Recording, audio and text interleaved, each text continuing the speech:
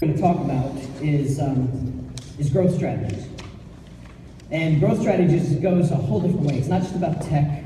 I get boxed into a lot of different things from technology and apps and everything else. And sometimes we miss some of the core issues that are actually in the real estate business that we can actually be applying. So, give me a second to have this pulled up. There we go. All right, if we can just slide to the front. There we go. So, when I talk about growth, everything I do from technology and marketing, to me, if it doesn't lead to a transaction or a sale, it doesn't matter. Something we do has to funnel towards a sale or transaction. And I know it gets tough, we get so overwhelmed and caught up in, the bells and whistles and how do I do this, and there's 5 more things I gotta go learn. And sometimes we miss the simplest things that'll generate the most amount of money. So before I get into growth, the first thing I have to ask you, and I know you're kind of a quiet audience today, you're like sticker shock, I'm still here, but you have to first address this. What's holding you back is the first question, because growth is always available to every one of us. Some do grow, and you always think they have the magic pill or the magic button or they're special. No, they're in the same business, the same amount of hours a day that you have.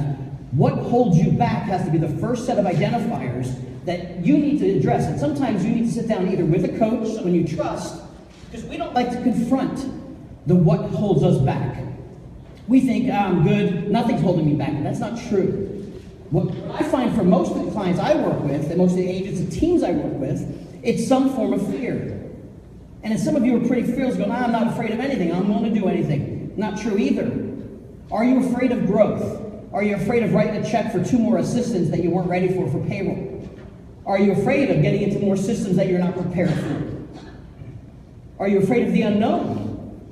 Are you afraid of, maybe it's not money, maybe the fear is, I need more time. I've got enough transactions.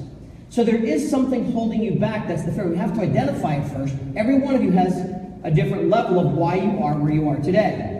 The other challenge I find is either systems or lack of. You can't grow, and I can't help you grow until you figure out that you need to have better systems, you need more people, or lack of. I don't have any of this stuff together. I can't possibly deliver this level of production without systems. And you just heard systems.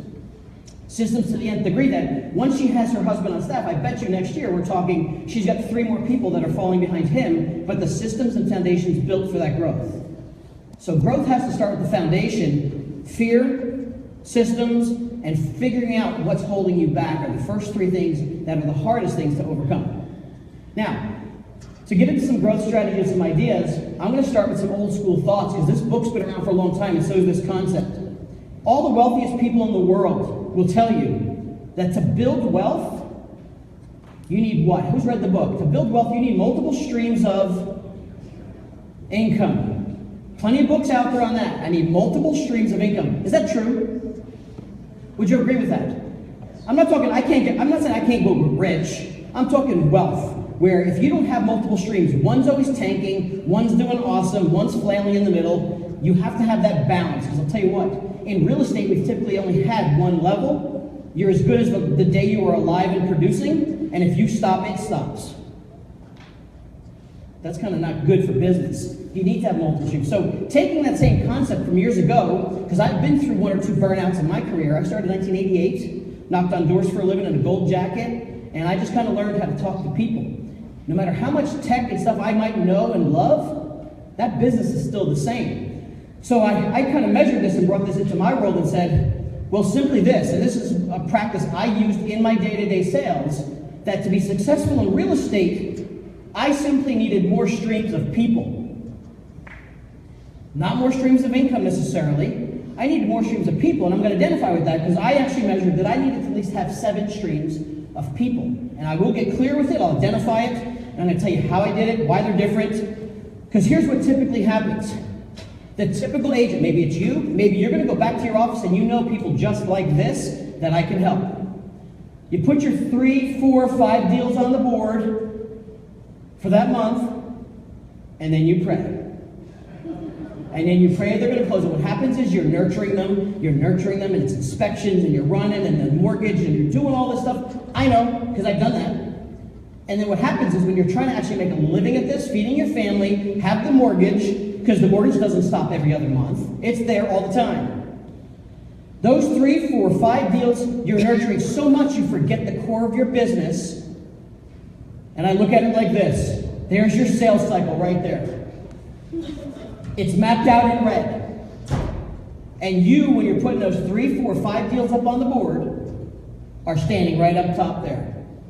And you are ready to take a blind leap of faith right off the edge of that cliff. Because I closed my 5 deals, I got my commission checks, but holy crap, I got nothing else going on for the next 3 months. Now what do I do? Because when you get those 3 or 4 or 5 commission checks, when are they spent? Most of us, except maybe Katrina. Yesterday. They're spent yesterday. Like, we don't like 7-day check turnarounds. We need 7-minute turnarounds in checks, Mr. Broker. Please cut it now. I owe it from last month.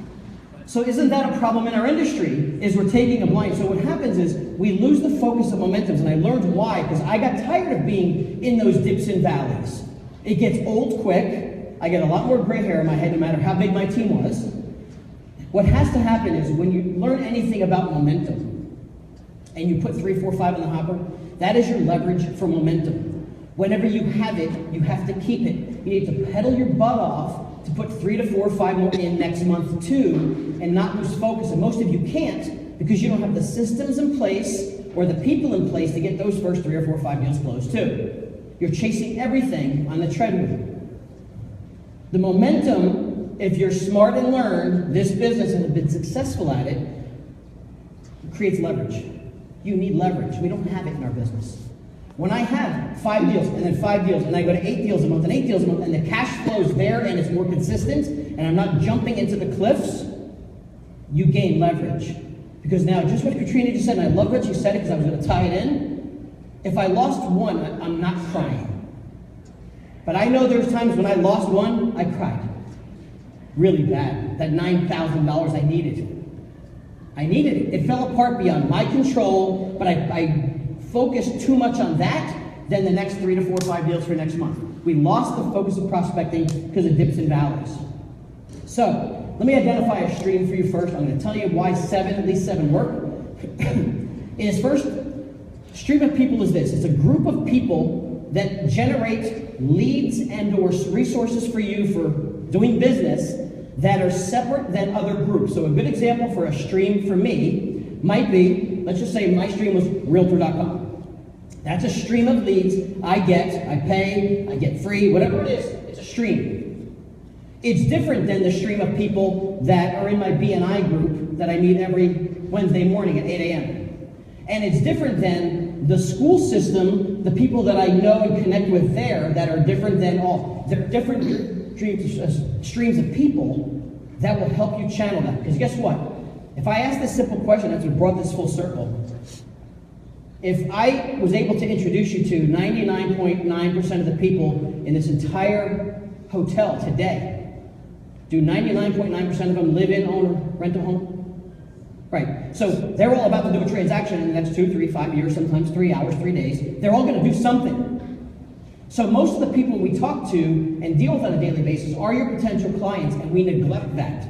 So a stream is simply a different group of people. Now I'm going to talk about different levels of streams because I've had some streams that were really crappy, that were really stale, and I'll tell you which one it was. The most common stream for me that I had to replace or I just let trickle along, I needed 7 good streams. My stale stream was my sphere, my core sphere. My aunt, uncle, grandmother, hey, they only move so many times. They love me, I'm at their parties, but how many deals am I getting from them every month? It wasn't a powerful stream. I'd get them, but they weren't one of my 7. So you have to look at which stream is the most ROI, generating, fueling my business, because that's the one I need 7 more of, just like that. And sometimes we gotta go find them. Most real estate agents I talk to have only 3. That's why they have peaks and valleys. They don't have enough to fill the gaps. Make sense? Okay? Stay with the second. Here's the typical agent. They got one powerful stream of leads or people, and then they've got a few, and then they go, well, I got a church I go to. That's great. I'm going to tell you some problems with that. Or I go to this other event. That's great. But they're not productive. You don't know how much they're going to produce, and they're not reliable. So, when I ask this group of people, when they have these streams of people and they're present in their world, I ask them, are you a secret agent? Well, what do you mean, Jeff? Are you a secret agent? Are you branded properly? Do you know how to prospect by using your brand? And they go, well, I brand myself. I don't prospect with it. I go, well, you should be. What does that mean? Well, I wear my little name badge all over. I wear that name badge, and I'm going to tell you a problem with that. That's probably at least the first step of branding yourself. But I'm going to show you how to use your brand and prospect at the same time, because that's how you're going to build more streams of people very quickly. What's that? Oh. All right, so here's a quick quiz. It's a trick. There's a line of people in a coffee shop where I live, where any of you live. You have these coffee shops. Now here's the other thing identified. What locations of your business have the most amount of people that live in the community of the homes you're going to sell, and what time are they there? That's what you have to identify first. To me, it could be Starbucks, it could be Dunkin' Donuts. Where do the people in this community that I want to sell their homes, where do they go between the hours of 8 a.m. and 8:30 or 7 and 8:30? So here's a coffee shop, and I set this up as who's the secret agent? Can you tell anybody, if anybody looks like a real estate agent, it might be hard to see from the back, but there's an exercise here. The answer is probably not. So here's the secret agent I've identified. He's a real estate agent, 20 years in the business. Look at his posture. Can you see his posture? What's it look like? What was it? Closed. Busy. Perturbed. Right? Annoyed. You know why? He's got to wait in line for coffee because he's busy. He's got to get to his office where none of the business is. They're all standing right around him. All the business and his next $8,000, $10,000 paycheck is standing right next to him somewhere in that room. But he is too damn busy because he's got to be someplace else, and I don't even know he's in real estate. When you're in a group like this, let me ask you this. When someone realizes through some kind of branding that you're wearing, and they realize you're in real estate, do they not most of the time want to talk to you? That's the easiest prospecting in the world when they come talk to you. However, secret agent is taking it wrong. Now, first of all, the people that wear the front badges and stuff, I'll just give you a little tip that something worked for me very well. And I'm not saying it's bad. You have it, it's great. But think about psychology and marketing for a second. If you were walking past me, you're walking this way, I'm walking that way, and you saw my little logo, you might catch the brand for a second, but how long did you have when you walked past me? Seconds. To see, I was like, Central 21, Remax, whatever I am. Right? You get the biggest ROI, and this takes a little bit outside the box thinking. The biggest, I know how some of you got shirts on, it's cool, but here's where it worked better. You get the best ROI of any marketing branding on the back. Think about this for a second. I'm going to show you my real stuff from like 15 years ago. Dug it out of the archives for this talk because I know it worked. I would do it again today. Here's the back of my shirt I stood in line with at Dunkin' Donuts every morning. Now, let's go back a second. Let's go back to this guy. Think about this. If he has a name badge, oops, sorry, my bad. If he has a name badge on the front of his shirt, does it matter? Right now? Doesn't matter, nor does he want to engage. Now, just for the record, this talk I have another whole 30 minutes to. I shrunk it down for this session. I have an entire section right here where all of these people in this room right here have a story. They have a story. I have actually where they live, how much their referrals are. I've actually calculated the dollars that are standing in that room right there alone. And it takes it down another whole path of prospecting. But right now, if he has something on the front of his shirt, does it matter? No. How about if he has something on the back of his shirt? Can you imagine staring at me and I could feel the people staring at the back of my neck? Because it said what? 888 Jeff Lobb, how real estate gets done. I had the real estate slogan and my brand, depending on what brand I was with at that time. And that's what they did. And there was not a day that went by I was not in that place just for coffee. That's how I prospected. And you know how many people I talk to every morning between 8 and 8:30 when I know they're going to be there? Because it's part of my marketing plan. Right? Now, what else did I have in the back? Anything I gave away, prospects. I did baseball caps, I did giveaways to golfers and hunters and fishermen. Something always on the back because you get more ROI from the back. Think about this. Drive behind me and bumper to bumper for a while. See how that looks. Now, I may annoy you when I have to drive properly because I can get called out on this. The back of my vehicle, bumper to bumper, I became that guy. I was like, oh my God, you're that guy that drives and all this other stuff. So I had the branding done so that I had people come talk to me. And I personally went to whether it was Dunkin' Donuts in the morning, the coffee or sub shop for lunch where people are, I went wherever my customers were at those times to be seen and create that stream, if that makes sense. It didn't happen without the right branding. Now let me ask you this. This was a question back when billboards were much looser, because remember, I'm all about tech. I run a ton of Facebook ads. I can do 2-hour sessions on Facebook ads. But I want to break down the streams that we are probably missing while we're chasing the Facebook ads. This being said, if you went to your Starbucks, whatever coffee shop you got, said, hey, can I put up a billboard in your parking lot? Can I find a place of advertising? Would that be beneficial if they had one? If they put up a billboard and said, hey, for $300 a month, you can advertise here, Home Depot, we're going to put up billboards right in the parking lot for advertisers. Would anybody be willing to spend $300 a month to be in front of all your audience every day, soup to nuts, in front of major places in your area for shopping? Would anybody, by show of hands, a couple $100 a month? I thought that was good. At one point, I did have advertising inside of my own Walmart. They had a board I was able to advertise. That was a home run until they decided to replace it with like veterans and stuff like that. And of course, it's not something I'm going to overtake. But Starbucks, billboard. What if it was available at Home Depot? See, what I looked at my spending and said, I know there's value there, Mr. Starbucks, but I can't do it because they don't have it. If you went in and said, hey, can you put up a billboard for me? Not going to happen. Too expensive. However, I did it myself.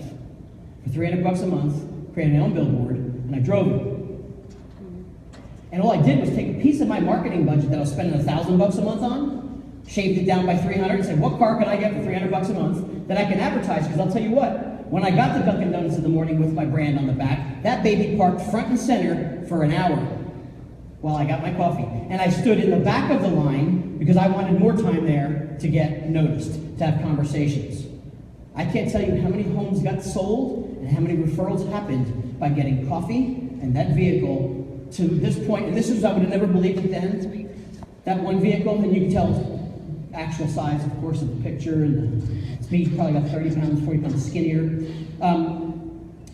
To this day, 15 years later, there are people that I will run into that still remember it, and they'll say, you're that guy that had the car that drove around. So that got me 10 years worth of people remembering that, any listing I went into. But keep in mind, I had people coming to me creating that stream. I had multiple cars. I went down the road of a few different, every 3 years was another $300, $350. And some of you might say, Jeff, that's corny. I would never do that.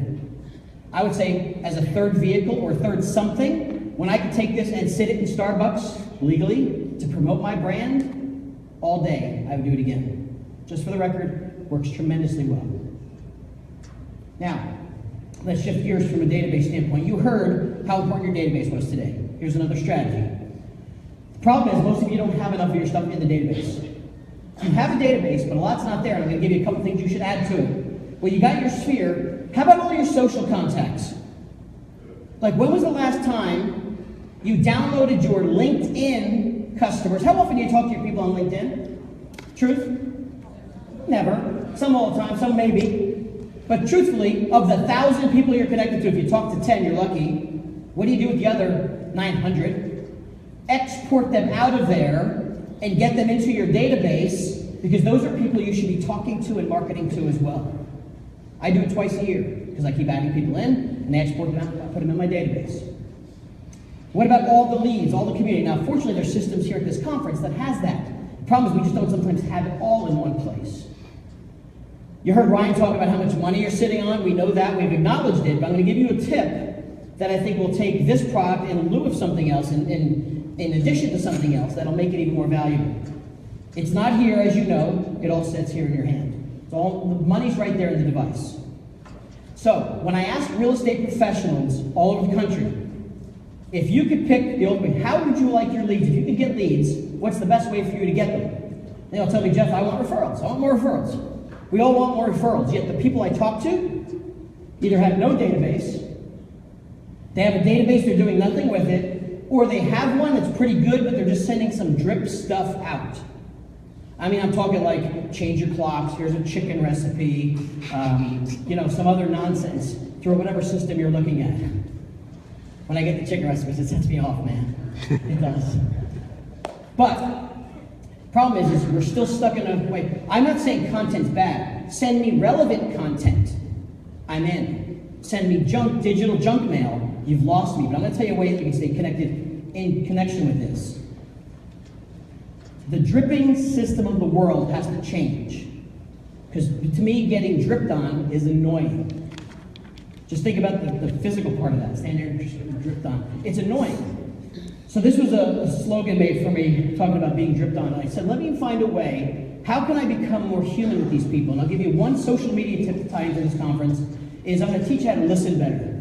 It seems like the simplest yet most magical thing as a takeaway. Here's the example. So on social media, let's just call it Facebook, are a lot of your clients on there? For the most part, if you have 1,000 clients, 400 might be there, 500 might be there, they're there. And see, Facebook was never built for sales, it was never built for real estate, it wasn't built for any of this stuff. The good news is, real estate happens are wrapped around life events. When a life event happens, usually when real estate happens. Someone got married, divorced, kids, more kids, college, whatever it is when we have transactions. What do people on Facebook talk about? Life events, things and life and stuff that's happening themselves and what's going on in their life. So here's where the magic is. If we listen better, it's going to be magical. So if I made a post today, or let's just say this, let me use my sister. I'll throw her under the bus. I'm being recorded, I don't care. She'll listen. That's why I can do it with my sister. Let's just say my sister, not true, don't tweet it, she'll kill me, is finding out she's having another baby. Maybe you shouldn't tweet it, just for some fun. She comes home with a sonogram, picture, you know how this kind of post will be. She makes the post, and she's typing and texting, and everyone's jumping in. Allison, once that post is made, she's got family members and friends, and everyone congratulating, except I might be tagged in it, but I'm here with you guys for like an hour, then we're going to have some drinks, we're going to have some fun. So let's say 2 hours later, I go to my regular Facebook page. Where's that post? It's in the stream, right? Everyone goes like this. Yeah, that's the stream. It's in a stream. So I didn't see it. I'm busy. You're busy. What does she think of me tomorrow? What does she think of me a week later when I didn't comment, like, or say anything? Truth. Bad brother, too busy, don't have time, right? Now, to real estate. You sold your client a house?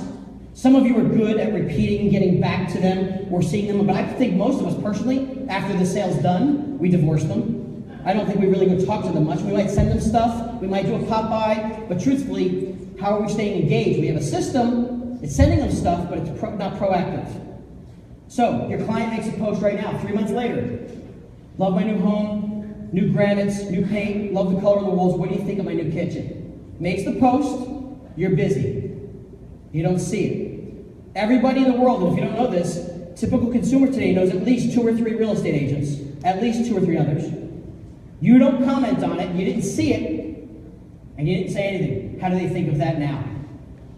And what do you do when their son is graduating college and you didn't see that? And when they are going off on a cool vacation they won and you didn't see that? How do they feel about you? You're not paying attention, you're not listening. Simple thing, write this down. Go put them all in strategic lists. I'll tell you how to do it. You put them in a list. Past clients, people at work, not a group, a list. I'll tell you the magic behind it is you have to create the list on Facebook on a desktop or laptop as of today, but you put them in the list. You can always add to the list. Type in the list name, current customers, past customers. What do you want to add in there? Type in their names, it just fills them in. Now that they're in a list, when you have 10 minutes of time, not hours to kill going through Facebook noise, 10 minutes, you go to your list, to the people that matter, friends, family, clients, past clients, and it'll isolate all of their posts separately so you see and hear everything they're talking about. Now think about this. How many of you have gotten a like or a comment from someone you haven't seen in a while? How does it make you feel? Like someone's paying attention to me. I can't believe you're looking and paying attention. I had a guy 2 weeks ago that was old friends, made a post on Facebook, made a post. He checked in at the emergency room. Checked in through the check-in app. And I saw it because he was in my list. 20 minutes later, I picked up the phone and called him. Hey, John, dude, you okay? What's the matter? Do you need any help? Kids, what's the... He's like, how did you know I was here? I think you posted on Facebook. But he's like, well, yeah, but I haven't talked to you. And I paid attention. I listened to him. The people in my office, if something goes on, I know what happens. So here's how you use it. You create the lists, and then you access it on your mobile device, which is 95% of where I access them. I go to my mobile device, I go find my feeds, I look up the lists, and when I have 10 minutes a day, that's all I do is those people that matter, I talk, like, and comment on. In addition to the stuff that goes out, tell me that will make an impact on people thinking you're paying attention to them year round, all year round, and when things are happening, you know when to pick up the phone and make a phone call. Hey, my son's graduating, congratulations. We're gonna be empty nesters, congratulations. You'll know those triggers. They'll happen. Most of us spend our time just doing this. We're chasing the dollar.